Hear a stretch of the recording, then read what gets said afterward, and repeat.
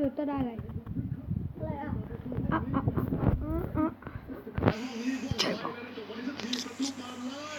กดแล้วนะก็เลยซื้อเรือยังดีกว่าไหมเอง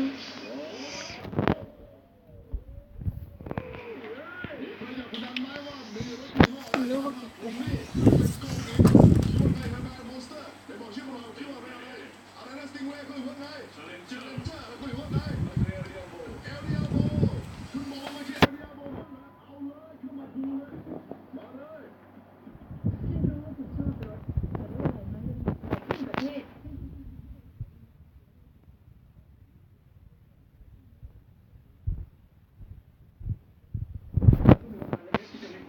เทอร์โบ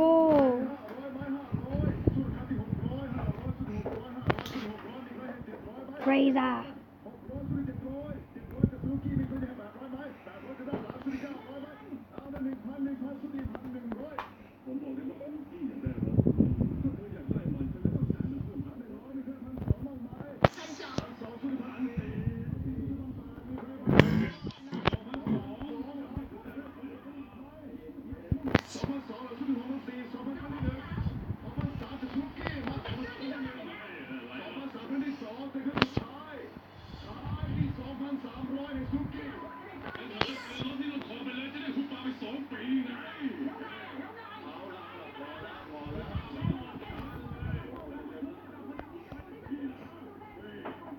เทเลอร์เทอร์โบ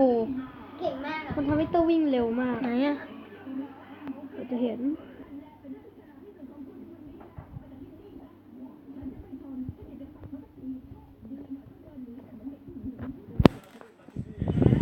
เฮ้ยกลับมาเลยไม่เช็ดน้ำลาย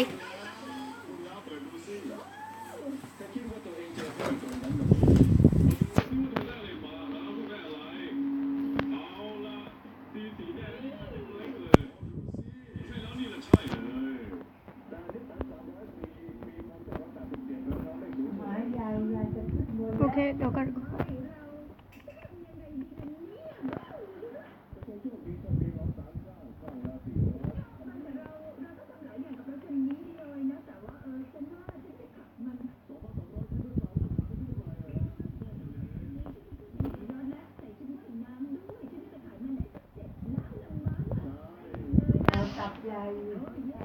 อยู่ที่เตอร์เดี๋ยว